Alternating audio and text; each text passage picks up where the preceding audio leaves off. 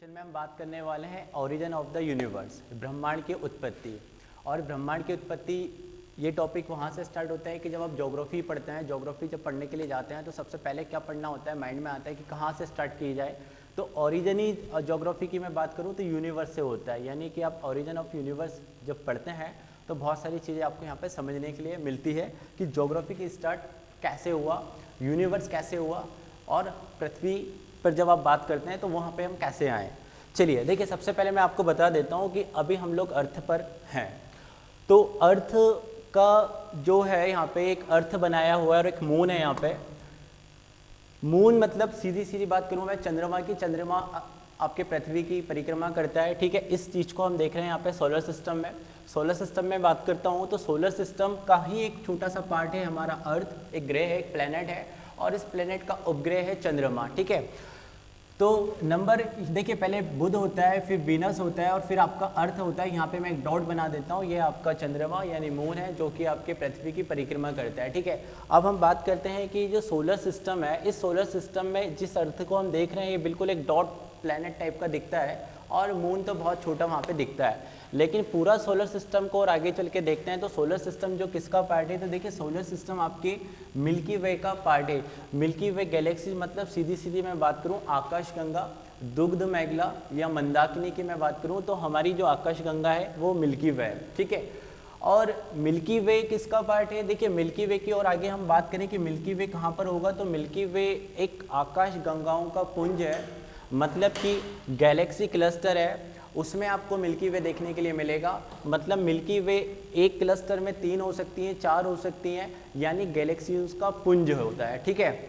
और फिर इसकी हम बात करें तो गैलेक्सीज हमारे यूनिवर्स में है। तो यूनिवर्स के मैंने देखिए 2 तरह के डायग्राम बनाए हुए हैं। एक तरह डायग्राम में मैंने एक पूरा बॉक्स बनाया हुआ है और एक तरफ मैंने पूरा ओपन रखा हुआ है। तो सबसे बड़ी बात मैं बता देता हूँ कि ऐसा मैंने क्यों किया है। तो देखिए यहाँ पे यूनिवर्स की जब हम बात कर रहे हैं तो पहले बता दूँ, आपसे कोई पूछे यूनिवर्स क्या है, ब्रह्मांड क्या है, तो ब्रह्मांड का कोई अंत नहीं है। पहली बात तो मैं बता दूं, ब्रह्मांड जितनी खोजें हुई हैं, जितने रिसर्च हुए हैं, वो सिर्फ 4% ब्रह्मांड पर ही हुआ है। मतलब कि हमें जो पता है वो 4% ही है, और जितना होगा वो हमें पता ही नहीं, लेकिन हम ये मान के चलते कि वो 96% होगा।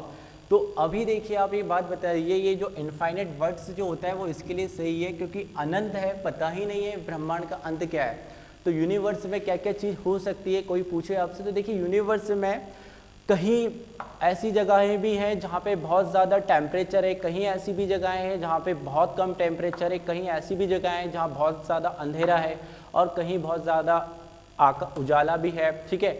और यूनिवर्स जो है सारी चीज़ का, जैसे कि मैं बात करता हूँ यूनिवर्स में गैलेक्सीज हैं, गैलेक्सीज में हमारी गैलेक्सी क्लस्टर है, गैलेक्सी क्लस्टर में मिल्की वे गैलेक्सीज है, और एक गैलेक्सीज में कितने तारे हैं। तो मैं आपको एक बात बता देता हूँ, जैसे कि हमारा सोलर सिस्टम है, या मैं मिल्की वे की बात करूँ तो एक गैलेक्सीज में कितने तारे होते हैं, 1 बिलियन, या 1 बिलियन कहना गलत होगा, 100 बिलियन, 100 अरब तारे होते हैं। 100 अरब तारे एक गैलेक्सीज में होते हैं, ध्यान देना इस बात को। 100 अरब तारे एक गैलेक्सीज में है, और ऐसी गैलेक्सीज 3 से 4 जब बनती हैं तो गैलेक्सी क्लस्टर कहते हैं। और जब यूनिवर्स की बात करते हैं, सिर्फ और सिर्फ इस यूनिवर्स की, जिसका हमें पता है ये 4% पार्ट जो पता है, इस यूनिवर्स की मैं बात करूं तो ऐसे यूनिवर्स में गैलेक्सीज की जब आप काउंट करोगे तो करीब करीब 100 अरब गैलेक्सीज होंगी। तो आप ये मान के चलिए कि आपका जो यूनिवर्स जिस 4% की मैं बात कर रहा हूँ वही कितना बड़ा है अपने आप में, ठीक है। उस यूनिवर्स में जैसे कि 100 बिलियन कहने को हो सकता है कि आप काउंट कर लो, लेकिन काउंट ही नहीं कर सकता है। यानी कि फॉर एग्जांपल मैं आपको एक छोटा सा एग्जांपल दूं, 1 लाख रुपए गिनना होता है तो हम लोग 1 लाख रुपए गिन सकते हैं यदि हमारे पास में बड़ा नोट हो, बड़े ठीक है, 500 रुपये का नोट हो, 1000 रुपये का नोट हो, 2000 का नोट हो, 1 लाख रुपए गिन सकते हैं। लेकिन वही 1 लाख रुपए को कॉइन के फॉर्म में यदि गिनना होगा 1 रुपये के फॉर्म में, तो आप नहीं गिन सकते हो। गिन सकते हो लेकिन आपका टाइम कितना लगेगा, लेकिन ये 1 लाख की बात है। मैं 1 करोड़ की बात करूं, या फिर 10 करोड़ की बात करूं, या फिर 1 अरब आपको कह दूं कि 1 अरब चिल्लर आपको गिननी है, तो आप नहीं गिन सकते हो। आपका कितना समय लगेगा, तो सिर्फ और सिर्फ अभी हम 1 अरब तक ही पहुंचे, 100 बिलियन कितना होगा आप सोच के देखिए, ठीक है। तो यहाँ पे स्टार्स कितने होंगे हमें नहीं पता है, कितने सादा होंगे, चलिए अब हम बात करते हैं एक टाइम स्केल के साथ में। मैं बताता हूँ कि इसके लिए किसने सोचा और क्या क्या चीज़ें सोचने पर आई है। तो एक नाम आता है सबसे पहले अरस्तु। आप लोग को पता होगा अरस्तु कौन थे। अरस्तु एक मल्टी टैलेंट व्यक्ति था। अरस्तु किस फील्ड में नहीं था? अरस्तु ज्योग्राफी में था, अरस्तु इकोनॉमिक्स में था, अरस्तु जूलॉजी में था, अरस्तु बायोलॉजी में था, अरस्तु हर जगह था। तो ज्योग्राफी की जब हम बात कर रहे हैं, टॉपिक की ज्योग्राफी में पढ़ा रहा हूँ, ओरिजिन ऑफ द यूनिवर्स पढ़ा रहा हूँ, तो अरस्तु ने ज्योग्राफी को लेके भी एक बातें कही हैं। बहुत सारी बातें अरस्तु की गलत भी हैं। तो अरस्तु ने कहा है, बस इतना मुझे अरस्तु की एक बात बस पता है जो उसने प्रमाणित बात है। अरस्तु ने कहा है कि पृथ्वी जो है गोल है। ठीक है, मान लिया पृथ्वी गोल है। अब अरस्तु देखिए, ये जो डायग्राम मैंने बनाया है, इस डायग्राम में हम ये देख रहे हैं, यूनिवर्स देख रहे हैं, क्लस्टर गैलेक्सीज देख रहे हैं। ये तो बहुत बाद में रिसर्च हुआ है। ये तो 17वीं 18वीं 20वीं सेंचुरी तक की बात है, 19वीं 20वीं सेंचुरी की बात है। मिल्की वे तक भी नहीं पहुंचे थे। अरस्तु जो था वो बस यहीं तक, पृथ्वी तक था, अर्थ तक था। तो इसने अर्थ को ही बताया कि भाई पृथ्वी गोल है, बस। अब देखिए मैं यहाँ पे एक टाइम स्केल बता रहा हूँ, आप जरा अच्छे से ध्यान दीजिएगा, है ना। एक नंबर 1 आता है क्लॉडियस टोल्मी। ठीक है, तो क्लॉडियस टोल्मी की हम बात कर रहे हैं पहले।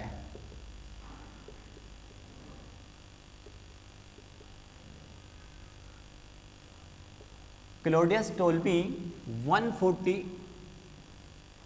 में ये बात करता है, 140 ईस्वी पे ये बात करता है। उसने ये बताया कि आपकी जो पृथ्वी है, अब पृथ्वी, क्लॉडियस टोल्मी, देखिए मैं आपको जो टाइमलाइन स्केल के साथ में बता रहा हूँ इसको बहुत अच्छे से देखिएगा। हम 140 से स्टार्ट करते हुए 2000 तक हम आएंगे। ठीक है, तो 140 पर अभी किसने बोला है और क्या बात कही है। अब क्लॉडियस टोल्मी को तो ये सारी चीज़ तो देखी नहीं थी, तो आज की चीज़ें, आज का रिसर्च है। ठीक है, 19वीं 20वीं सेंचुरी का रिसर्च है कि ये इतनी सारी चीज़ें भी हमारे यूनिवर्स में हैं। लेकिन क्लॉडियस टोल्मी जो अर्थ पर थे, उन्होंने अर्थ को देखा और अर्थ को देखते हुए ये कहा उन्हें कि सन जो है, सूर्य जो है, पृथ्वी के चक्कर लगाता है। तो ये तो कोई भी कह सकता था, बट क्लॉडियस टोल्मी ने बात कही तो ये बात आगे चल के तो गलत साबित हुई, पर उन्होंने कुछ तो कहा इस अर्थ को लेकर। तो उन्होंने जो थ्योरी दी है वो थ्योरी आती है जियोसेंट्रिक थ्योरी। इस पे वैसे क्वेश्चंस आते नहीं हैं, ठीक है ना, कि जियोसेंट्रिक थ्योरी किसने दी है, लेकिन हेलियोसेंट्रिक थ्योरी पर जरूर क्वेश्चंस आते हैं, वो हम आगे बात करेंगे। तो क्लॉडियस टोल्मी ने क्या कहा कि जियोसेंट्रिक थ्योरी उन्होंने बताई है। उन्होंने बताया है कि ये जो अर्थ, यदि अर्थ ऐसा है तो ये जो सन है वो इसके पृथ्वी के चक्कर लगाता है। सन के साथ उन्होंने मून की भी बात कही कि चंद्रमा और सूर्य दोनों पृथ्वी के चक्कर लगाते हैं। हालांकि ये थ्योरी गलत थी, तो इस थ्योरी को हम आगे नहीं मानते हैं। नंबर 2 नाम आता है, देखिए अब 140 तक की बात थी, अब दूसरा नाम आता है निकोलस कोपरनिकस।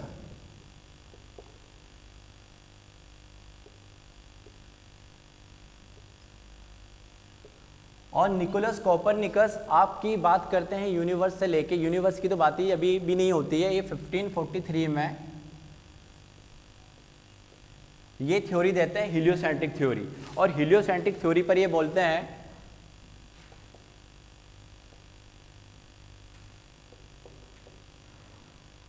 इन्होंने हीलियोसेंट्रिक थ्योरी बताई है। इन्होंने ये बताया कि अर्थ जो है वो सूर्य के चक्कर लगाता है, ना कि सूर्य जो है पृथ्वी के चक्कर लगाता है। तो इनकी थ्योरी जब आई तो वाकई में बहुत सारे परिवर्तन इनकी थ्योरी के आधार लेकर ही किए गए। बहुत सारे जो वैज्ञानिक आगे जितने भी बने हैं वो उनको इनकी थ्योरी का आधार पहले माना गया है। तो इन्होंने जो बात कही है 1543 पर कही है। देखिए 140 के बाद करीब करीब 1000 साल के बाद ऐसी बात आई सुनने में, जो बताया गया है कि जिसपे सूर्य जो है वो पृथ्वी के चक्कर नहीं लगाता है, पृथ्वी जो है सूर्य के चक्कर लगाता है। तो यहाँ पे ये सबसे इंपॉर्टेंट नाम आता है आपका निकोलस कोपरनिकस का। अब इसके बाद में हम बात करते हैं कि और आगे एक व्यक्ति और थे, वो थे टाइको ब्राहे। टाइको ब्राहे शायद आपको बुकों में ना मिलेगा, पर टाइको ब्राहे जो व्यक्ति थे वो भी, उन्होंने भी रिसर्च किया, पर उन्होंने क्या करा, उन्होंने ना तो जियोसेंट्रिक थ्योरी को माना ना ही हीलियोसेंट्रिक थ्योरी को माना।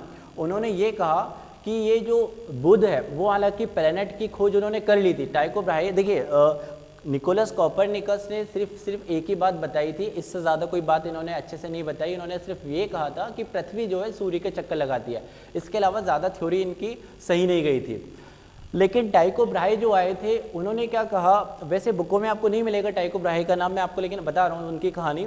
टाइको ब्राहे ने कहा कि प्लैनेट तो उन्होंने अपने हिसाब से पता कर लिए थे। तो टाइको ब्राहे ने बुध ग्रह, जो मरकरी होता है, वीनस होता है और आपका जो मार्स होता है, मंगल ग्रह, उन्होंने ये बताया कि ये तीनों चारों जो ग्रह हैं वो सूर्य की परिक्रमा करते हैं, ठीक है, और सूर्य के साथ में सभी लोग पृथ्वी की परिक्रमा करते हैं। तो ये जो थ्योरी थी ये भी हालांकि गलत है। तो टाइको ब्राहे ने ये बातें बताई, और टाइको ब्राहे जो थे उन्होंने ये भूकेंद्रीय सिद्धांत, जिसको भूकेंद्रीय सिद्धांत कहते हैं जियोसाइंटिफिक थ्योरी को हिंदी में, और हीलियोसाइंटिफिक थ्योरी कहते हैं, इन दोनों के मिडिल में उनकी थ्योरी आई है। तो टाइको ब्राहे का नाम इसलिए नहीं लिया जाता है जब आप ज्योग्राफी पढ़ते हैं, क्योंकि उनकी थ्योरी इतनी ऑथेंटिक थ्योरी नहीं है जिस पर क्वेश्चन बन सकता है, ठीक है, लेकिन उनकी बात के आधार पर एक आगे हम इम्पोर्टेंट नाम लेने वाले हैं जिसका नाम है केपलर, जॉन्स केपलर। और जॉन्स केपलर जब आते हैं, ध्यान देना, तो जॉन्स केपलर क्या करते हैं, टाइको ब्राहे ने जो बताया था उसके डाटा, उनको ये पता था कि कुछ चीज़ें तो सही बता रहे हैं लेकिन कुछ चीज़ें गलत बता रहे हैं। हालांकि टाइको ब्राहे के बाद में मृत्यु हो गई, लेकिन केपलर के बारे में बहुत फेमस नाम है, केपलर पे क्वेश्चंस आते भी हैं, और आप यदि 12th का फिजिक्स पढ़ा होगा तो केपलर की बातें बहुत इंपॉर्टेंट होती है जब भी आप है ना स्पीड की बात करते हैं, लॉ ऑफ मोशंस में बात करते हैं। तो केपलर ने क्या करा, वो जो टाइको ब्राहे था उसके डाटे का यूज़ किया, हालांकि कुछ डाटा तो गलत था बट कुछ डाटा का यूज़ किया, और डाटा का यूज़ करने के बाद में, क्योंकि टाइको ब्राहे ने क्या करा था, वो प्लैनेट तक चले गए थे और प्लैनेट तक की खोज उन्होंने अपने हिसाब से कर ली थी। अब केपलर का जब नाम आता है तो केपलर क्या है अपने आप में, केपलर इसलिए फेमस है क्योंकि केपलर ने क्या करा 1609 में, देखिए यहाँ पे एक सन लिख रहा हूँ, एक बार मैं लाइव क्लासेस से पूछ लेता हूँ, आप लोग को दिखाई दे रहा है क्या सन, यस और नो? केपलर का यदि नाम जाता है तो केपलर का नाम इसलिए जाता है क्योंकि इन्होंने क्या करा था, इन्होंने ग्रहों की गति पता करी थी।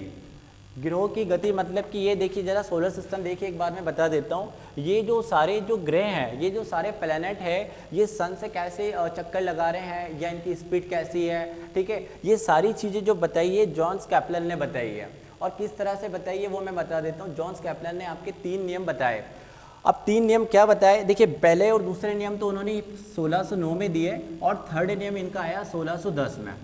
और वो 3 नियम क्या है, 1 बाय 1 हम देखते हैं। बहुत इंपॉर्टेंट नियम है, इसको आपको देखना पड़ेगा क्योंकि ये फिजिक्स के लिए भी इंपॉर्टेंट है, लेकिन आपसे इस पर पूछा गया है। तो केपलर ने क्या बताया वो जरा देखते हैं।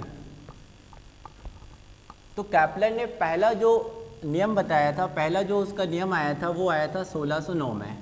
2 नियम आए थे, पहला और दूसरा, ये दोनों 1609 में आए थे। अच्छा, केपलर क्या बात कर रहे हैं, केपलर किसकी बात कर रहे हैं, अभी भी केपलर तक की हम बात कर रहे हैं, और 1600 सेंचुरी मतलब 1600 17वीं शताब्दी चल रही है। तो यहाँ तक कोई नहीं आया है, यहाँ तक कोई नहीं आया, यहाँ तक कोई नहीं आया अभी तक। देखिए पहले अर्थ के पास घूम रहे थे, अब ब्राहे और केपलर ये यहाँ तक आ चुके हैं, ठीक है, यहाँ तक इनका रिसर्च हो चुका है। इसके बाद में अभी ये लोग इधर आगे नहीं गए हैं, लेकिन केपलर इस पर आ चुका है, और केपलर ने इस पर बहुत अच्छा ऑथेंटिक थ्योरी दे दी जो आज भी मान्य है। यानी कि इन्होंने कब दे दी थी, 1609 और 1610 में दे दी थी। इनका तीसरा नियम आता है 1610 में, ठीक है ना। तो केपलर ने क्या बताया, केपलर ने सबसे पहला नियम तो ये बताया, वो उसकी मैं बात कर लेता हूँ। देखिए आपको इसके पहले मैंने एक नाम लिया था ब्राहे, ठीक है, ब्राहे का मैंने बताया था कि जो ब्राहे व्यक्ति था, जो एक साइंटिस्ट था टाइको ब्राहे, उसने ये बताया था कि जैसे कि मान लीजिए सन है और कोई भी एक प्लैनेट की मैं बात कर लेता हूँ, ध्यान देना, कोई सा भी एक प्लैनेट ले लेते हैं, हमने अर्थ को ले लिया, ठीक है, तो ये अर्थ हो गया। तो टाइको ब्राहे को ये लगता था कि क्या होता है कि बिल्कुल सर्कुलर में ही इनका रोटेशन होता है, यानी कि पृथ्वी जो है सूर्य की परिक्रमा जो करती है पूरी गोलाकार में करती है, मतलब, लेकिन एक्चुअली में जब आप देखते हो तो ये गलत है। पृथ्वी जो होती है सूर्य की परिक्रमा एक वृत्ताकार पथ पर करती है। मतलब कैसे करती, पृथ्वी नहीं करती, सारे जो प्लैनेट होते हैं वो इस तरह से नहीं करते हैं। कैसे करते हैं जरा देखिए, ये यदि सन है तो इस तरह से करते हैं। तो 1609 में जो केपलर ने फर्स्ट नियम दिया था वो यही दिया था कि जो प्लैनेट सूर्य की परिक्रमा करते हैं वो गोलाकार फॉर्म में नहीं करते, सर्कुलर फॉर्म में नहीं करते हैं, वो करते हैं एलिप्टिकल फॉर्म में, ठीक है ना, यानी वृत्ताकार तरीके से, इस तरीके से करते हैं। तो इसको उन्होंने पहला नियम बताया, ठीक है। नंबर 2 जो उनका केपलर का था, नंबर 2 केपलर ने क्या बताया वो जरा देखिए। केपलर ये बोलते हैं कि यदि यहाँ पे ये सन है, ध्यान दीजिएगा, यहाँ पे यदि ये सन है और ये कोई भी प्लैनेट ले लेते हैं, मार्स ले लेते हैं हमें, ठीक है ना, ये मार्स ले लिया। तो ये सेकंड नियम की बात कर रहा हूँ। सेकंड नियम में क्या है, देखिए पहले नियम में क्या बताया, पहले नियम में बस उन्होंने इतना बताया है कि कोई भी प्लैनेट सन की जो परिक्रमा करता है वो सर्कुलर फॉर्म में नहीं करता है, ठीक है ना, एक लंबे वृत्ताकार फॉर्म में करता है, इलिप्टिकल फॉर्म में करता है। ये पहले नियम में था। दूसरे नियम में क्या था, जैसे कि अभी मार्स यहाँ पर है, ध्यान देना, ये मार्स है और ये सन है। तो मैं यहाँ पे मान लीजिए कि मैंने यहाँ पे 2 दिन का समय दिया, 2 डेज का समय दिया, 2 दिन का एक समय दिया, तो मार्स यहाँ से यहाँ तक शिफ्ट होगा, है ना, ध्यान देना, इसको बहुत अच्छे से समझना। 2 दिन का मैंने एक समय दिया, तो 2 दिन के समय में मार्स यहाँ से यहाँ तक शिफ्ट हुआ। तो यहाँ से जब वो स्टार्ट हुआ था और यहाँ तक 2 दिन के बाद यहाँ तक पहुँचा, तो ये जो एरिया बना है।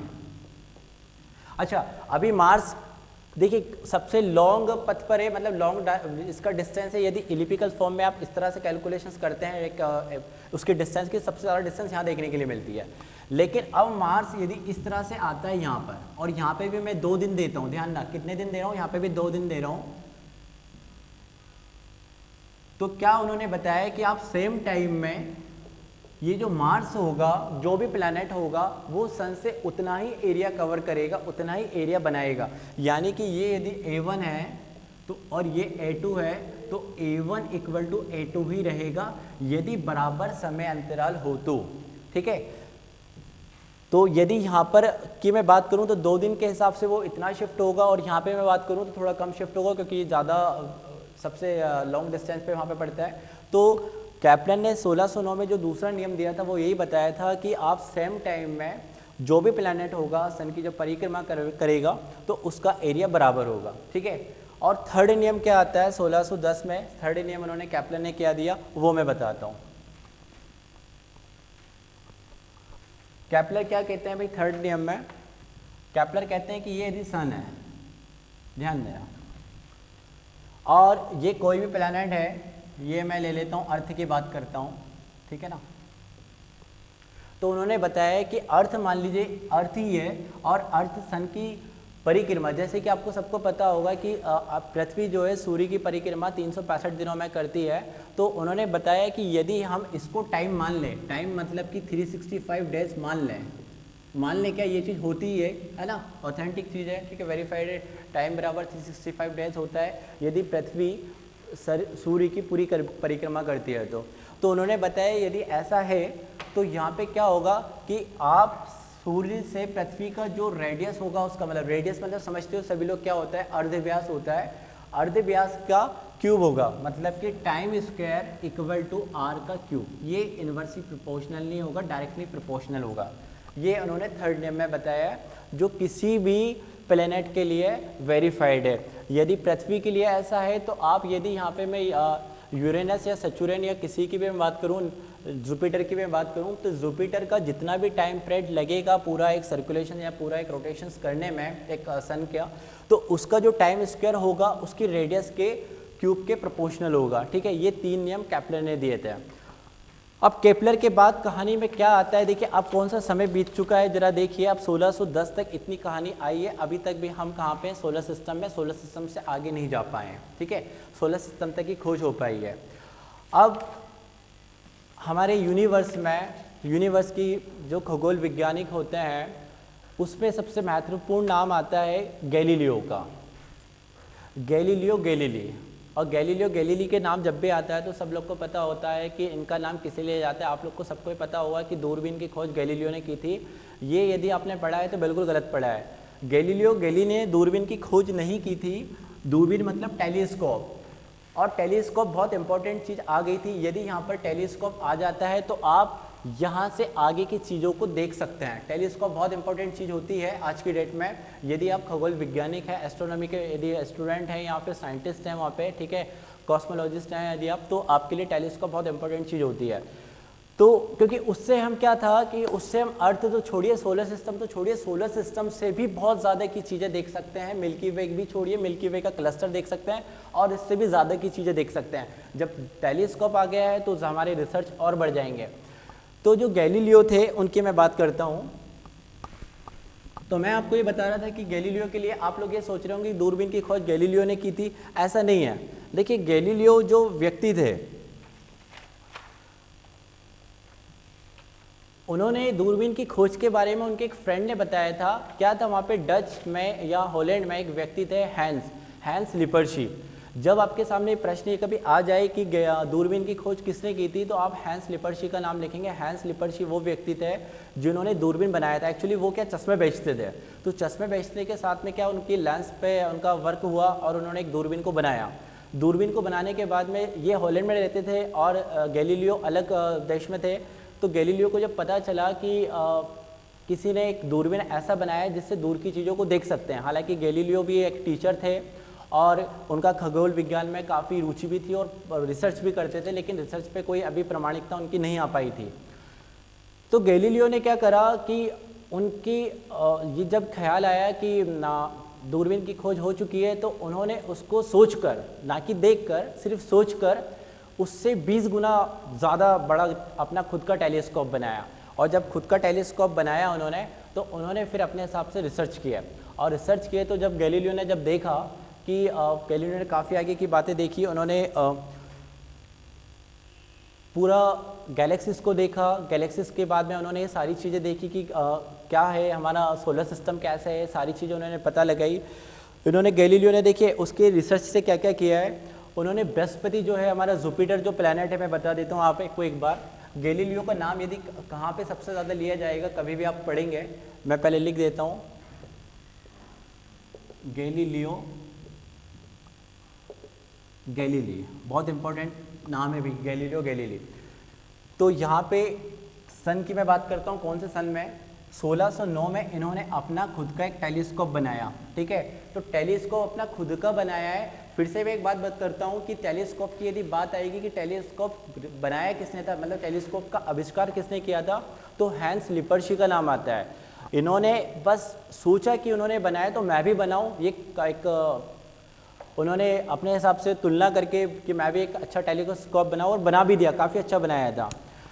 पर गैलीलियो ने उस टेलीस्कोप से किया क्या, वो बहुत इंपॉर्टेंट चीज़ है। देखिए जुपिटर जो ग्रह है, जिसको हम हिंदी में क्या कहते हैं, बृहस्पति, आपको सबको पता होगा कि यदि पूरे सौरमंडल की हम बात करें, पूरे सोलर सिस्टम की बात करें, सिर्फ सोलर सिस्टम की बात कर रहा हूँ मैं, यहाँ के गैलेक्सीज, गैलेक्सी क्लस्टर, यूनिवर्स की बात कर रहा हूँ। यदि सोलर सिस्टम की हम बात करते हैं और सबसे बड़े मून की हम बात करते हैं, तो सबसे बड़ा मून गैनीमेड होता है। मून मतलब आप अपना मून ना समझे, चंद्रमा ना समझे, चंद्रमा एक्चुअली मून हर उसको कहते हैं जो किसी प्लेनेट की परिक्रमा करता है। यदि कोई भी दूसरा एक उपग्रह नाम भी हम इसको नेचुरल सैटेलाइट बोलते हैं, कोई भी दूसरा जो किसी प्लेनेट की परिक्रमा करता है उसको हम मून कहते हैं। अब हमारा मून का नाम चंद्रमा है, ठीक है, लेकिन जो भी कोई, जैसे कि यहाँ पे जुपिटर के 63 मून है, जुपिटर के सबसे ज़्यादा मून है 63, उसमें सबसे बड़ा नाम आता है गैनीमेड का। तो गैनीमेड जो है पूरे सौरमंडल का सबसे बड़ा मून है। तो इस मून की खोज इन्होंने करी थी, गैनीमेड की खोज करी इन्होंने,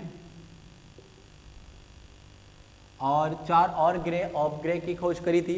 उनके नाम है गैनीमेड है, यूरोपा है, कैलिस्टो है, ओया है। इसके बाद में गैलीलियो ने क्या करा था कि सन को भी बहुत अच्छे से इन्होंने ऑब्जर्व किया। इस सन को गैलीलियो ने बहुत अच्छे से ऑब्जर्व किया और सन पे इन्होंने सन स्पॉट को पाया। तो सन स्पॉट पे भी क्वेश्चन बनता है कि सन स्पॉट को सबसे पहले किसने देखा। सन स्पॉट को सबसे पहले दूरबीन की सहायता से देखा गया था और वो देखा गया था गैलीलियो ने। ठीक है, इसके अलावा इन्होंने जो वीनस प्लेनेट है, तो वीनस प्लेनेट पे भी इन्होंने वर्क किया और वीनस प्लेनेट की जो कलाएं होती है, मूवमेंट होता है, उस पर भी इन्होंने वर्क किया और प्रमाणित किया कि किस तरह से उसका मूवमेंट है, क्या कलाएं हैं। ये सारा रिसर्च गैलीलियो को जाता है। गैलीलियो ने अच्छे से सोलर सिस्टम पे बहुत अच्छा वर्क कर लिया था अपने टेलीस्कोप की तरह से। इसीलिए गैलीलियो को आगे चल के न्यूटन और अल्बर्ट आइंस्टीन को आधुनिक खगोल शास्त्र का पितामह कहते हैं कि गैलीलियो बहुत इंपॉर्टेंट पर्सन है आपकी, यदि आप खगोल शास्त्र में इनकी बात करते हैं तो। ठीक है, इसके बाद में गैलीलियो की एक कहानी और है कि गैलीलियो ने क्या करा था कि ये जो आपके कॉपरनिकस थे, कॉपरनिकस ने क्या बताया था आपको कि ये जो पृथ्वी जो है वो सूर्य की परिक्रमा करती है। किसकी परिक्रमा करती है? सूर्य की परिक्रमा करती है। अब साथ में इन्होंने टेलीस्कोप की सहायता से भी अच्छे से देख लिया, हाँ वाकई में जियोसेंट्रिक थ्योरी नहीं है, ये हीलियोसेंट्रिक थ्योरी है। यहाँ पे सन जो है सेंटर में है और सन सेंटर में होने के बाद में पृथ्वी ही उसके केंद्र के चक्कर लगाती है चारों तरफ के। लेकिन क्या था उस समय बाइबल में या फिर बाइबल में इस तरह से बातें की गई थी या फिर इस तरह से प्रमाणिकता बातें थी कि नहीं, पृथ्वी जो है सूर्य के चक्कर नहीं लगाती, सूर्य जो है पृथ्वी के चक्कर लगाता है। और उन्होंने जियोसेंट्रिक थ्योरी को ही माना था, यानी भूकेंद्रित थ्योरी को ही माना था। तो गैलीलियो क्या, और टीचर के साथ में जब स्कूल में इन्होंने पढ़ाया कि नहीं, आपको ऐसा नहीं पढ़ना है कि पृथ्वी सूर्य के चक्कर लगाती है, सूर्य पृथ्वी के चक्कर लगाता है। जब इन्होंने स्कूल में बच्चों को पढ़ाया तो वहाँ पे ईसाई चर्च में इनको बुलाया गया और उनको कहा गया कि आप ऐसी बातें नहीं पढ़ा सकते हैं। गैलीलियो ने उनको बताया भी कि नहीं, ये मैंने प्रमाणित किया है और आप इसको देख भी सकते हैं। कई बातें इन्होंने बताई, कई प्रमाणिकता भी इन्होंने उनको बताया कि आप चलिए मेरे साथ देखिए, मैंने प्रूफ किया है। तो वहाँ पे ईसाइयों ने या चर्चों ने इनकी बात को बिल्कुल नकारा कि नहीं, आप ये बिल्कुल गलत पढ़ा रहे हैं, और इनको सज़ा भी हुई इनको, लेकिन बाद में इनको रिहा कर दिया गया। लेकिन गैलीलियो ने अपनी फिर बुक लिखी और बुक पर आगे वही थ्योरी आगे लिखी कि नहीं, हीलियोसेंट्रिक थ्योरी ही सही है। और हीलियोसेंट्रिक थ्योरी मतलब कि वही कि जिसमें सूर्य जो है केंद्र में एक स्थित है अपनी जगह पर और पृथ्वी उसके चक्कर लगाती है। अब इसके बाद में जब इन्होंने अपनी बात नहीं मानी तो इसको आखिरी टाइम तक, इनके उम्र तक, जीवन भर तक इनको क्या है कि नज़र बंद कर दिया और आगे अपने आगे रिसर्च नहीं कर पाए। हालांकि गैलीलियो और आगे स्वतंत्र तरीके से रिसर्च करते तो बहुत अच्छी चीज़ें हमें बता सकते थे। तो ये कहानी आपकी ख़त्म होती है 1600 तक, ठीक है। अब 1600 के बाद में क्या कहानी आती है वो मैं आपको बताता हूँ। तो अब गैलीलियो वैसे बहुत आगे तक जा चुके थे। गैलीलियो मतलब आगे तक कहाँ, सोलर सिस्टम के बाद भी उन्होंने गैलेक्सीज को भी देख चुके थे, गैलेक्सीज क्लस्टर भी देख चुके थे, क्योंकि टेलीस्कोप आ चुका था, तो बहुत सारी चीज़ों को देख चुके थे, ठीक है। अब अभी तक लेकिन गैलीलियो को ये नहीं पता था, ये जो इम्पोर्टेंट बात अब मैं जो बताने के लिए जा रहा हूँ कि ये जो प्लैनेट है ये सन के ही चक्कर क्यों लगा रहे हैं, ये ऐसे इस तरह से क्यों है। उन्होंने ये सब देख लिया कि हाँ भाई चक्कर लगा रहे हैं, पृथ्वी जो है सूर्य का चक्कर लगा रही है, चंद्रमा जो है पृथ्वी का चक्कर लगा रहा है, ये देख लिया था। लेकिन ये क्यों हो रहा है, किस लिए हो रहा है, ये वो बता नहीं पाए थे। अब सबसे इम्पोर्टेंट नाम आता है आइजैक न्यूटन का। अब आइजैक न्यूटन का नाम इसलिए आता है क्योंकि ये जो सारी चीज़ें हैं ये आपको सबको पता होता है कि ग्रेविटेशन फोर्स के कारण एक दूसरे की तरफ चल रही हैं, अट्रैक्ट हो रही हैं और घूम रही हैं, ठीक है। तो आइजैक न्यूटन आते हैं, तो आइजैक न्यूटन क्या लेके आते हैं, अपना खुद का एक उन्होंने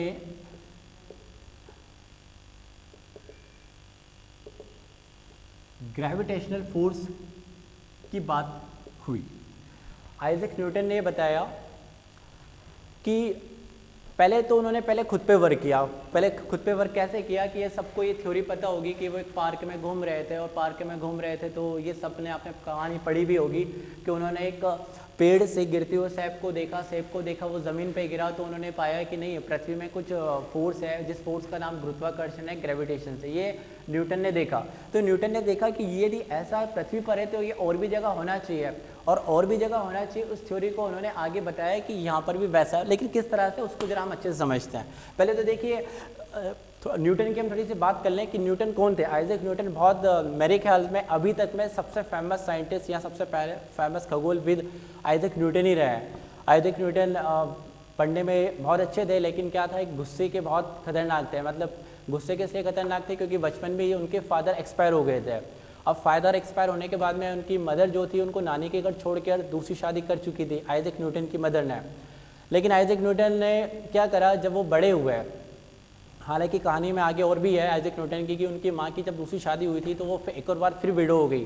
तो आइजैक न्यूटन अपनी माँ के पास चले गए, और आइजैक न्यूटन जब अपनी माँ के पास गए तो वहाँ पे जब कमाने के लिए कुछ था नहीं, क्योंकि आइजैक न्यूटन वैसे इतनी अच्छी फैमिली से बिलोंग नहीं करते थे। तो उनकी माँ ने उनको कहा कि अब भाई ठीक है, अब खेती करते हैं और खेती से हमारा भरण पोषण होगा। लेकिन उनको किसी ने बताया कि न्यूटन का दिमाग बहुत अच्छा है, आप इनको स्कूल में डालिए। तो स्कूल में न्यूटन फिर पढ़ने के लिए गए, तो वहाँ पे किसी बच्चे ने न्यूटन को पीट दिया होगा, तो न्यूटन ने भी उसको भयंकर पीट दिया था। इसके बाद में लेकिन न्यूटन जो है अपने रिसर्च बहुत करते थे। न्यूटन कई बातों में, देखिए आप न्यूटन को ज़्यादा पढ़ने के लिए जाएंगे ना तो बहुत शर्माते बहुत थे। मतलब कि क्या था, उनको डर ऐसा था बहुत सारी चीज़ों में कि मैंने जो बातें बताई लोग उस पर हंसे ना। मतलब न्यूटन की यदि बहुत सारी बातें तो लोगों को पता ही नहीं है, वो कवि की तरह तो लिख देते थे, और उनके बहुत सारी बातें ऐसी है रिसर्च जो शायद आज लोग समझ भी नहीं पा रहे होंगे। बहुत सारे रिसर्च उनके ऐसे हैं कि शायद लोगों को पता भी नहीं है। बहुत कम रिसर्च है जो उन्होंने पब्लिश्ड करवाए, और वो पब्लिश्ड जो करवाए वही हमारे सामने है। क्योंकि मैन इंपॉर्टेंट में बात करूँ न्यूटन की, तो न्यूटन ने सबसे इंपॉर्टेंट ग्रेविटेशन फोर्स बताया और लॉ ऑफ मोशंस बताए, गति के नियम बताए। और भी आगे हैं साइंस में, फिजिक्स में और भी इनके हैं नियम। तो न्यूटन ने क्या करा था कि कैसे बताया, देखिए वो ये कहते हैं न्यूटन कि कोई भी दो बॉडी है, जैसे एक बॉडी है ये m1 इसका फोर्स मास हो और m2 इसका मास हो। मास मतलब द्रव्यमान हो। जैसे कि m1 कोई एक बॉडी एक कोई पिंड है और m2 कोई एक बॉडी एक कोई पिंड है कोई, ठीक है। तो ये दोनों एक दूसरे की तरफ एक फोर्स को लगाएंगे, फोर्स को लगाएंगे। वो फोर्स क्या होगा उन्होंने बताया, वो फोर्स होगा m1 इंटू m2 अपॉन में r स्क्वायर। ये कहते हैं आपके न्यूटन कहते हैं। और ये r क्या होती है, r इन दोनों के सेंटर से जाके वो एक डिस्टेंस होती है, ठीक है ना, यानी सेंटर से मतलब कि यहाँ से लेके तो यहाँ तक। तो न्यूटन ने जो बातें बताई है वो जैसे देखने के लिए, एक्चुअली मैं बताऊँ जो पृथ्वी की जो बात करी है, मतलब इसका मतलब है दोनों एक तरफ आपस में फोर्स लगाएंगे। यानी कि यदि ये अर्थ है, आप लोग को सबको पता होगा अर्थ पे सबसे ज़्यादा ग्रेविटेशन फोर्स है, लेकिन कोई सेब यदि मान लीजिए एप्पल जो है, ये एप्पल यदि अर्थ पे गिर रहा है तो आपको लग रहा होगा कि सिर्फ सेब ही जो है अर्थ पे गिर रहा है। आप बहुत गहराई पे जब जाएंगे तो पता है आपको कि अर्थ भी सेब की तरफ जा रहा है, अर्थ भी जो है, पृथ्वी भी जो है सेब की तरफ जा रही है, लेकिन आपको नहीं पता होगा और हमें भी शायद नहीं पता चलता है। ये ऐसा नहीं है कि ये कांस्टेंट है और सेब ही सिर्फ अर्थ की तरफ आ रहा है, दोनों एक दूसरे की तरफ आ रहे हैं। तो यहाँ पे देखिए क्वेश्चन यूपीएससी में किस तरह पूछा गया था वो मैं बता देता हूँ। यूपीएससी में एक ग्रेविटेशन से क्वेश्चन पूछा गया था, लेकिन थोड़ा सा एक पॉइंट और बताना होगा कि कोई भी दो पिंड होते हैं, दो बॉडी होती है, इसमें मास m1 है, इसमें मास m2 है। थोड़ा फिजिक्स की हम बात करेंगे, यहाँ पे ध्यान रखना फिजिक्स की हम बात करने वाले हैं। तो ये फोर्स जो डिपेंड करता है, ये फोर्स क्या आता है m1 इंटू m2 अपॉन में r स्क्वायर। जरा ध्यान देना, ये फोर्स थोड़ा सा एक फॉर्मूला जरा देख लीजिए आप। m1 यानी इसका मास, m2 यानी इसका मास और डिपेंड अपॉन में क्या है r स्क्वायर। यानी कि फोर्स किस पर डिपेंड करेगा, उन दो बॉडी के मास पर डिपेंड करेगा, साथ में उसके डिस्टेंस पर भी डिपेंड करेगा कि उन दोनों के बीच में कितनी दूरी है, ठीक है। तो देखिए क्वेश्चन यूपीएससी में ऐसा आया था कि ये जो अर्थ है, ये अर्थ है और अर्थ पे एक चंद्रमा जो है, एक मून है, इसकी परिक्रमा कर रहा है, ठीक है ना। और अर्थ आपकी परिक्रमा करती है कि अर्थ किसकी परिक्रमा कर रही है, आपके सन की परिक्रमा कर रही है, यानी सन के आसपास अर्थ घूमता है। ध्यान देना, अर्थ की परिक्रमा मून कर रहा है और पूरा जो सिस्टम है वो सन की परिक्रमा कर रहा है। तो ये अपने आप पे दो बॉडीज हो गई हैं, ठीक है। और कोई भी दो पिंड यदि आपस में एक दूसरे की तरफ जाते हैं तो ग्रेविटेशन फोर्स के कारण जाते हैं। तो यूपीएससी में क्वेश्चन ये पूछा गया था कि सन का ग्रेविटेशन ज़्यादा लगता है या फिर मून का ज़्यादा लगता है, ये पूछा गया था। अब देखिए ध्यान दीजिए, ये मैं हटा देता हूँ बीच में से, सन यहाँ पर है, मून यहाँ पे है, अर्थ यहाँ पे। मून अर्थ से बहुत पास में है, सन अर्थ से बहुत ज़्यादा दूर पे है। ध्यान देना, मून जो है अर्थ के बहुत पास में है, सन जो है अर्थ से बहुत ज़्यादा दूर है। तो प्रश्न ये पूछा गया था कि आपको ये बताना था कि ग्रेविटेशन फोर्स मून का ज़्यादा लगता है या फिर सन का ज़्यादा लगता है, कंपैरिजन दो, मतलब पृथ्वी से यदि दोनों की तुलना करें तो देखिए फॉर्मूले में क्या बताया गया है कि दोनों के मास के मल्टीप्लाई होते हैं अपॉन में डिस्टेंस का r स्क्वायर होता है, ठीक है, सही बात है। लेकिन यहाँ पे क्या होता है कि यहाँ पे जब मैं मास की बात करता हूँ तो मास जो है सन का कंपैरिजन आपके मून से बहुत ज़्यादा है, इसलिए यहाँ पे सन और पृथ्वी का ग्रेविटेशन ज़्यादा होगा कंपेयर आपके मून और अर्थ के, ठीक है। तो ये जरा थोड़ा सा आपको समझना होगा। तो आइजैक न्यूटन ने यहाँ पे जो सिस्टम दिया वो ये बताया कि ये जो प्लैनेट है, अभी हालांकि ग्रेविटेशन की हम ज़्यादा अलग में बात नहीं कर रहे हैं, क्योंकि ग्रेविटेशन की इसलिए बात कर रहे हैं क्योंकि ये जो सारा सिस्टम है ये ग्रेविटेशन के कारण कनेक्ट है। ये आइजैक न्यूटन ने हमें बताया, ठीक है। आइजैक न्यूटन ने क्या बताया कि ये जो सारा जो सोलर सिस्टम में मून भी चाहे अर्थ से कनेक्ट हो या फिर अर्थ और सारे प्लैनेट जो सन से कनेक्टेड है, ये ग्रेविटेशन के कारण कनेक्ट है। इसके पहले किसी ने ऐसी बात नहीं करी थी, सब बस गैलीलियो ने बस देखा था, ब्राह्मे ने अपने हिसाब से परिकल्पना करी थी, बस देखा हुआ था। अब लेकिन क्या थे, ठीक है, अब न्यूटन की इससे ज़्यादा बात नहीं करते हैं। अब आते हैं अल्बर्ट आइंस्टीन। अल्बर्ट आइंस्टीन बहुत ऐसे साइंटिस्ट हैं। फिर अल्बर्ट आइंस्टीन की मैं बात करूं कि अल्बर्ट आइंस्टीन क्या करते थे कि वो चैलेंज करते थे, मतलब चैलेंज मतलब कि अल्बर्ट आइंस्टीन जब स्कूल में पढ़ने के लिए जाते थे, जैसे कि मैं आज मान लो कि मैं किसी कॉलेज में पढ़ रहा हूँ, तो मुझे कॉलेज में जो ज्योग्राफी की बुक मिलेगी उस बुक में मुझे देखने के लिए मिलेगा कि न्यूटन्स के लॉ मिलेंगे, अल्बर्ट आइंस्टीन के लॉ मिलेंगे, ठीक है। अब मैं उन नियमों को चैलेंज करके अपने फैकल्टीज़ को बोलूँ कि नहीं यह तो गलत है, तो अल्बर्ट आइंस्टीन यही करते थे, क्योंकि अल्बर्ट आइंस्टीन क्या है कि ये पूरी लिंक है। देखिए न्यूटन जो आए उन्होंने हेल्प ली किसी और की, ठीक है ना, न्यूटन ने टॉल्मी इनके आगे बढ़ाया, इन्होंने न्यूटन्स ने की बात करूँ तो कैपलर की हेल्प को आगे लेते हुए न्यूटन्स चले थे, लेकिन न्यूटन्स की हेल्प को लेके आगे चले अल्बर्ट आइंस्टीन। तो अल्बर्ट आइंस्टीन जब स्कूल में कॉलेज में पढ़ रहे थे तो उनको न्यूटन के बारे में पढ़ाया जा रहा था, ठीक है। तो न्यूटन के बारे में जब पढ़ाया जा रहा था तो वो बहुत क्रॉस क्वेश्चंस करते थे और इतने क्रॉस क्वेश्चंस कर लेते थे कि फैकल्टी के पास उसके आंसर्स नहीं होते थे। तो अल्बर्ट आइंस्टीन ने क्या करा, फिर खुद पे रिसर्च मतलब खुद ही रिसर्च करना स्टार्ट किया। तो उन्होंने ये बता दिया, उन्होंने एक बात बताई है जिस बात को लोग शायद पृथ्वी पे हम महसूस नहीं कर सकते हैं और शायद मानते भी नहीं है, लेकिन वैज्ञानिक और ब्रह्मांड विज्ञानी, अंतरिक्ष विज्ञानी उसको मानते हैं और वो सही बात है भी, जो प्रमाणित हो चुकी है। उन्होंने कहा कि ग्रेविटेशन ऐसी कोई चीज़ ही नहीं है। अब जिस ग्रेविटेशन का इतना फेमस हो चुके थे न्यूटन, उन्होंने कहा ग्रेविटेशन कोई चीज़ नहीं है, ये जो पृथ्वी जो है ये जिसको आप देख रहे हैं ये जो सन के चक्कर लगा रही है, क्योंकि न्यूटन ने ग्रेविटेशन बताया तो था पर उन्होंने ये नहीं बता पाए थे कि ग्रेविटेशन काम कैसे कर रहा है। उन्होंने फॉर्मूला भी दे दिया, उन्होंने फॉर्मूला दे दिया ये भाई कि इन दोनों के बीच में इतना फोर्स लगता है, लेकिन वो ये नहीं बता पाए कि ग्रेविटेशन काम कैसे करता है। तो इस बात में वो चुप थे, उनका आंसर नहीं था। लेकिन अल्बर्ट आइंस्टीन, इसको हम ये समझ लें कि आगे लेकर चलते हैं और बताते हैं। अल्बर्ट आइंस्टीन कहते हैं, जैसे कि मैं आपको बहुत बढ़िया एक एग्जांपल दे रहा हूँ कि एक चादर है, एक चादर या एक बहुत पतला सा कोई शॉल है, उस शॉल को मैंने यहाँ से ऐसा पकड़ा है, एक कॉर्नर मैंने दोनों हाथों से पकड़ा है और दूसरा कॉर्नर किसी और ने दोनों हाथों से पकड़ा हुआ है। ध्यान देना, इस बात को बहुत इंपॉर्टेंट बात बता रहा हूँ। एक शॉल का दोनों कॉर्नर मैंने पकड़े हैं और एक शॉल का जो दूसरा जो एंड है वो दोनों छोर किसी और ने पकड़े हुए हैं।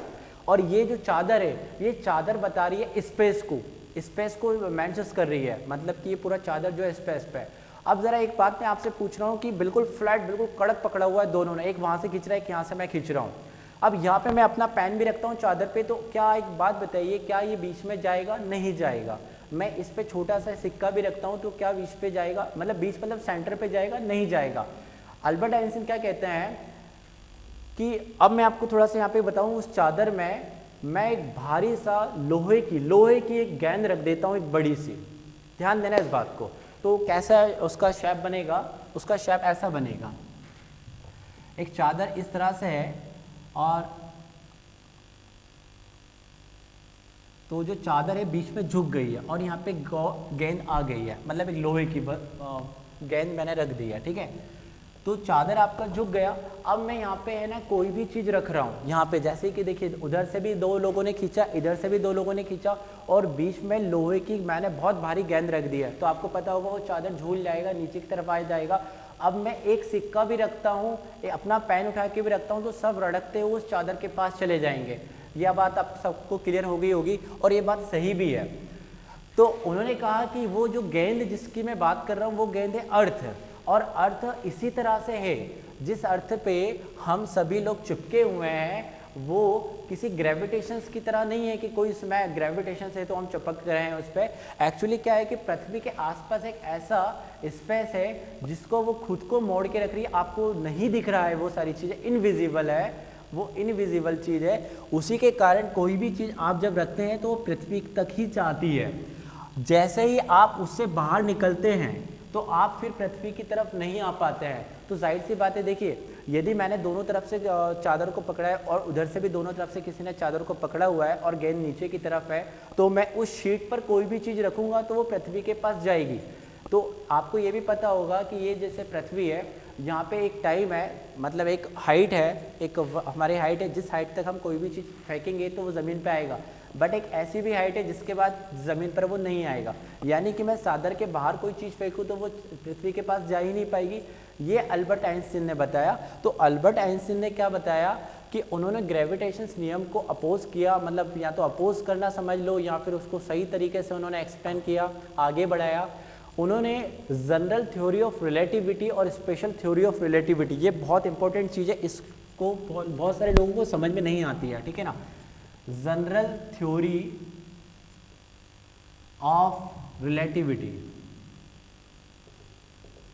And special theory of relativity. General theory of, मैंने पूरा नाम नहीं लिखा है, उन्होंने ग्रेविटेशन जो न्यूटन ने बताया था उसको इस तरीके से उन्होंने बदल दिया, और बदलने के बाद देखिए इसका कैसा है कि ये शायद आपको यहाँ पे देखने के लिए नहीं मिलता है, ये जब आप स्पेस में जाते हैं तो वहाँ मिलता है। कैसे मिलता है मैं आपको बता दूँ कि यहाँ पे एक चीज़ और की मैं बात करूँगा कि speed of light, velocity of light. जैसे वेलोसिटी ऑफ लाइट, आप और आपका कोई फ्रेंड, जैसे दो फ्रेंड है, ठीक है ना, मैं मान लेता हूँ एक है ए और एक है बी, ये दो फ्रेंड है।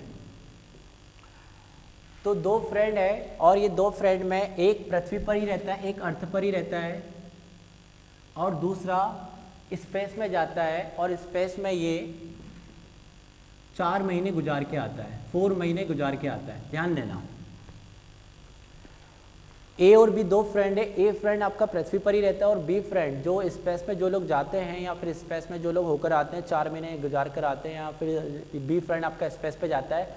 लेकिन स्पेस पे जाने के बाद जब वो वापस पृथ्वी पर आएगा तो इसके तो 4 महीने होंगे, लेकिन इसका एक रेशियो है, आप गूगल करेंगे आपको मिल जाएगा, फॉर्मूला क्या है वहाँ पे। इसके 4 महीने होंगे, लेकिन इसके हो जाएंगे करीब करीब आपके 5 साल से भी ज़्यादा, 10 साल हो जाएंगे। अब आप लोग के माइंड में आया होगा कि सर अभी जो स्पेस में गए होंगे उनके साथ ऐसा हुआ है क्या? तो ये बात मैं बता दूं, ये बात कहाँ पर कब लागू होती है, जब आप स्पेस में स्पीड की लाइट के साथ में आप जाते हो। स्पीड की लाइट कितनी होती है? 3 लाख किलोमीटर प्रति सेकंड। यदि इस स्पीड के साथ आप स्पेस में जाते हैं, और स्पेस में जाने के बाद जब आप देखते हैं तो आपके 2 घंटे बीत रहे होंगे, लेकिन पृथ्वी वालों के वो 2 घंटे यानी कि 2 महीने के बराबर हो सकते हैं। एक स्टैंडर्ड एक फॉर्मूला है, उस रेशियो से आप कैलकुलेशंस करेंगे। लेकिन क्या ऐसा प्रमाणित हो पाया है क्या? हाँ, तो बिल्कुल ऐसा एक प्रमाणित हो पाया है। और कैसे हुआ वो भी मैं बता देता हूँ। देखिए, सबको एक बात मैं बता देता हूँ कि जो स्पीड की लाइट है, सबको ये पता है कि नहीं पता है कि स्पीड की लाइट क्या होती है? स्पीड की लाइट होती है 3 लाख किलोमीटर प्रति सेकेंड। कितनी होती है? करीब करीब, वैसे तो देखिए 297 करीब होती है, लेकिन इसको हम कितना मानते हैं? 3 लाख किलोमीटर प्रति सेकंड हम स्पीड की लाइट को मानते हैं। अब एक्चुअली ऐसी लाइट, इतनी स्पीड हमारे पास है ही नहीं, या हमारे पास कोई सा भी ऐसा साधन नहीं है कि इस स्पीड के साथ में हम वर्क कर सके और उस चीज़ को प्रूफ कर सके। हालांकि इस पे प्रूफ अभी चल रहा है, आगे मैं बात करूंगा जब बिग बैंग थ्योरी से स्टार्ट करेंगे। क्योंकि यूनिवर्स को देखिए, मैं आपको एक बात और यहाँ पे ये भी बता देता हूँ कि जब मैं पढ़ा रहा हूँ ओरिजिन ऑफ द यूनिवर्स, तो बहुत सारे लोगों ने क्या करा है कि ओरिजिन ऑफ द यूनिवर्स की 1-2 बातें बताई है और सीधा सीधा वो आ गए हैं बिग बैंग थ्योरी पर, और बिग बैंग थ्योरी से स्टार्ट कर दिया कि साहब बिग बैंग थ्योरी है, एक छोटा सा दाना है वो फूट गया और वहाँ से सारी चीज़ें, ब्रह्मांड बना, यूनिवर्स बना। वहाँ पे मैं भी आ सकता हूँ, डायरेक्ट हम जाएंगे, लेकिन डायरेक्ट हम बिग बैंग थ्योरी से स्टार्ट करें तो वो करना गलत होगा एकदम से, है ना। पहले चीज़ों को पहले समझें, क्योंकि बिग बैंग थ्योरी प्रमाणित बात है, बिल्कुल वेरीफाई ऑथेंटिक बात है बिग बैंग थ्योरी। लेकिन बिग बैंग थ्योरी आई कब है? 1927 में आई है, उसको लेमेत्रे लेके आए। और बिग बैंग थ्योरी की सही व्याख्या यानी सही जो है इसको 1967 में वैज्ञानिक ने बताया है। अब 1967 आज से करीब करीब कितना होगा? 50, 60, 70 साल पहले की बात है। लेकिन उसके पहले लोगों ने क्या विचार आया है यूनिवर्स में, उस थ्योरी के साथ में जाना बहुत ज़रूरी होगा। तो जनरल थ्योरी ऑफ रिलेटिविटी, ये भी बहुत पुरानी बात है, ये आइंस्टीन ने बताया। आइंस्टीन ने जो बताया ये कभी मैं इस पर अलग से एक टॉपिक लूँगा, और जनरल थ्योरी ऑफ रिलेटिविटी आपको समझ में आएगा भी नहीं कि हो क्या रहा है। सर आप ये बता क्या रहे हो, ये जो आप बातें बता रहे हो क्या है सही है या गलत है? आप इस पर गूगल करेंगे, कुछ भी करेंगे, आपको मिलेगा, लेकिन समझ में नहीं आने वाला है, क्योंकि थ्योरी बहुत अलग है, बहुत डेप्थ में है। क्योंकि अल्बर्ट आइंस्टीन ने यहाँ पे बहुत सारी चीज़ें बताई है। E=mc², उसका बहुत फेमस फार्मूला है। ये फेमस फार्मूला लोगों ने पढ़ा है, पर ये होता है क्या ये भी नहीं पता है। ये सारी चीज़ें उन्होंने जब अपना पेपर पब्लिश्ड करवाया, उसमें 2 से 3 चीज़ें बताई हैं जनरल थ्योरी ऑफ रिलेटिविटी के साथ में। उन्होंने ये भी बताया कि किसी भी एनर्जी को हम मास में कन्वर्ट कर सकते हैं, और किसी भी मास को हम एनर्जी में कन्वर्ट कर सकते हैं। हालांकि ये अब ऐसा कैसे हो रहा है, जैसे कि मैं बात बता दूं, मास के बराबर में एक बात बताऊं तो मास कुछ भी ले लो, किसी भी एक छोटे से पार्टिकल का यदि मास हमें पता है, और c² मतलब आपको पता है c² क्या होता है? c4 यहाँ पे होता है स्पीड ऑफ लाइट, c यहाँ पे क्या है? वेलोसिटी ऑफ लाइट या स्पीड ऑफ लाइट की मैं बात करूँ। अब स्पीड ऑफ लाइट इतना है, उसका स्क्वायर कितना होगा?